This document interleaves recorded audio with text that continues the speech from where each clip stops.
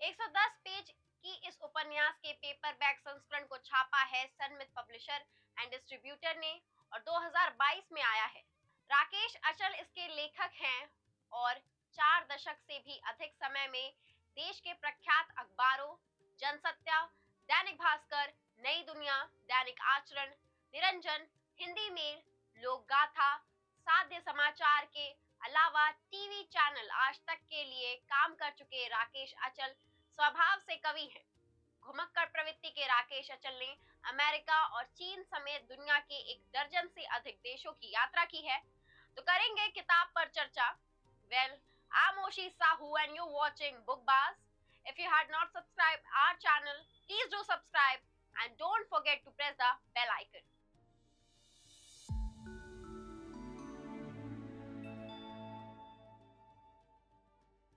इस कहानी के प्रमुख पात्रों में एक झांसी की रानी लक्ष्मीबाई है और दूसरे हैं ग्वालियर के तत्कालीन महाराज जयाजीराव सिंधिया।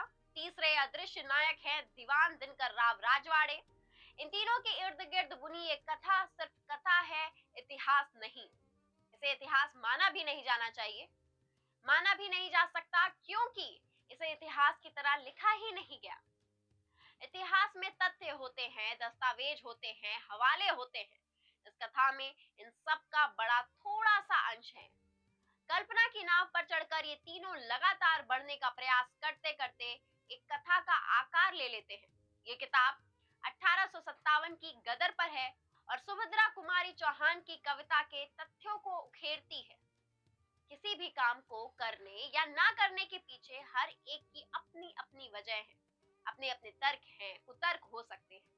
जैसे कि अगर रामायण का उदाहरण ले तो शूर्पणखा के साथ लक्ष्मण ने जो किया उसे लक्ष्मण ने सही माना जबकि शूर्पणखा ने गलत।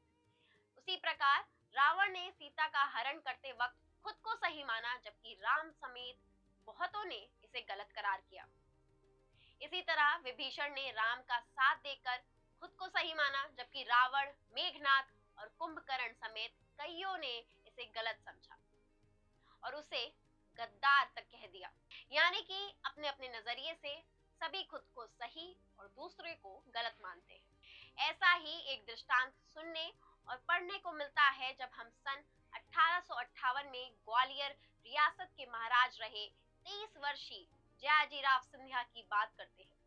उस जयाजीराव सिंधिया की जिन्हें पूरे देश तब से लेकर आज तक इस वजह से गद्दार कहता आया है कि अंग्रेज के साथ युद्ध में उन्होंने झांसी की रानी लक्ष्मीबाई का साथ देने के बजाय अंग्रेजों का साथ दिया। ऐसे में सवाल उठता है कि क्या ऐसा करके उन्होंने सही किया अथवा गलत? अंग्रेजों के मित्र सिंधिया, इस बात को पूरे इतिहास पटल पर ऐसे प्रचारित किया गया कि पूरा गदर सिर्फ सिंधिया परिवार की वजह से विफल रहा। ये बात और है कि इतिहास इससे अलग कहता है। उसी इतिहास की कुछ बातों पर प्रकाश डालने का प्रयास इस किताब में नजर आता है। उस दौर के घटनाक्रम को एक कथानक के साथ जोड़ने का प्रयास किया गया है। बताया गया है कि कैसे अंग्रेजों के साथ संधि और राज्यों के हालातों के दबाव में तत्कालीन सिंधिया शासक जयाजीराव वो नहीं कर सके जो वो करना चाहते थे। ये बात सही है कि सिंधिया रियासत उस दौर के निजामों के बाद सबसे बड़ी रियासत थी, लेकिन उस वक्त की सच्चाई भी यही है कि वो अंग्रेजों के रहम पर ही थी। अगर सिंधिया ने तत्कालीन घटनाक्रमों को मद्देनजर अंग्रेजों से संधि और मित्रता नहीं की होती तो शायद ग्वालियर का अस्तित्व वैसा नहीं रहता जैसा आज बचा है।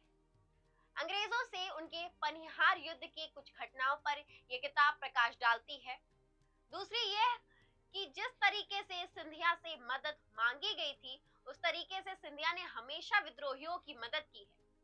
फिर जब रानी खुद अपनी रियासत बचाने की लड़ाई लड़ रही थी तब बहादुर शाह जफर खुद अपनी बादशाहत को बचाने के लिए बेमन से बागियों के नेता बने थे। ऐसे में कौन बिना परिणाम के युद्ध में कूद जाता है? मैं निजी तौर पर सिंधिया परिवार के उस समय के घटनाक्रम को आज के वक्त में सफाई के तौर पर नहीं देख रही हूँ, लेकिन अगर उस समय के तत्कालीन घटनाक्रमों को जोड़कर देखा जाए तो शायद उस खानदान ने वही किया जो ग्वालियर के लिए जरूरी था। जिस किताब गद्दार के बारे में बात कर रहे हैं असल में उसका प्लॉट जयाजी राव सिंधिया के आसपास ही बुना गया है। जैसा कि इसके लेखक खुद भी कह चुके हैं कि इसे इतिहास माना भी नहीं जाना चाहिए, माना भी नहीं जा सकता, क्योंकि इसे इतिहास की तरह लिखा ही नहीं गया। इस बुक में महाराज जयाजी राव सिंधिया के नजरिए से उस समय के पूरे घटनाक्रमों का वर्णन किया गया है, जिसकी वजह से उन्हें गद्दार समझा जाता है। इस उपन्यास के मूल में एक तरफ कहानी है ग्वालियर और झांसी के मध्य स्थित एक अन्य रियासत दतिया की, उस बालक भागीरथ को जिसे 8 से 10 वर्ष की उम्र में ही ग्वालियर रियासत का भावी वारिसमान उसके पिता सरदार हनुमंत राव से इसलिए गोद ले लिया गया कि ग्वालियर के महाराज जनकोजी राव और महारानी ताराबाई का अपना कोई पुत्र नहीं था, तो उनके बाद गद्दी संभाल सके। तो वहीं दूसरी तरफ इस उपन्यास में कहानी है ताकत है और बुद्धि के बल पर देश के विभिन्न रियासतों को अपनी उंगलियों पर नचाने को अमादा ईस्ट इंडिया कंपनी और उसके उन शातिर ऑफिसरों की जिनका इंटरफेयर रियासतों की दैनिक कार्य प्रणाली एवं कार्य पद्धति पर बढ़ता ही जा रहा था। ये कहानी है महाराज जयाजी राव सिंधिया की बेबसी, असमंजस और लाचारी की।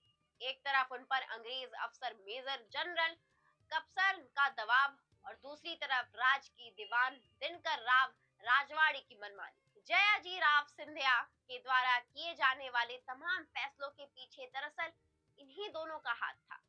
अब ग्वालियर की दुविधा ये है कि वो लक्ष्मीबाई की मदद कर अंग्रेजों के कोप का भाजन बने या फिर अपने पूर्वजों की भांति शरणागत की रक्षा करने के लिए अंग्रेजों के साथ युद्ध में अपनी सेनाएं भी झोंक दे। हमेशा हार का ठिकरा फोड़ने के लिए कोई बहाना चाहिए होता है, वही हुआ। झांसी की रानी पर सवार होकर शुरू हुआ और पेशवाओं की बेवकूफी के साथ भी ये खत्म हो गया। अपनी गलतियों का ठिकरा ग्वालियर रियासत पर थोप दिया गया। इतिहास को करीब से जाकर देखोगे तो कुछ यही कहता है। राकेश अचल की किताब भी कुछ इन्हीं तथ्यों के साथ आगे बढ़ती है और इस धुंधलके से पर्दा हटाती है। किताब का कथानक उन लोगों के लिए हमेशा से महत्वपूर्ण रहा है जो इतिहास को करीब से देखना और समझना चाहते हैं। भाषा तो खैर आपको एक बार में ही किताब पढ़ने के लिए उत्तेजित करेगी। धारा प्रवाह शैली में लिखे गए इस लघु उपन्यास के प्रारंभ में लेखक ने प्रसिद्ध कवित्री सुभद्रा कुमारी चौहान की रचना खूब लड़ी मर्दानी वो तो झांसी वाली रानी थी दी है, जो इस लघु उपन्यास को और ज्यादा प्रभावी बनाती है। उम्मीद है आपको हमारा ये वीडियो पसंद आया होगा और ऐसे ही बेहतरीन वीडियो देखने के लिए हमारा चैनल अभी सब्सक्राइब करिए। सायोनारा।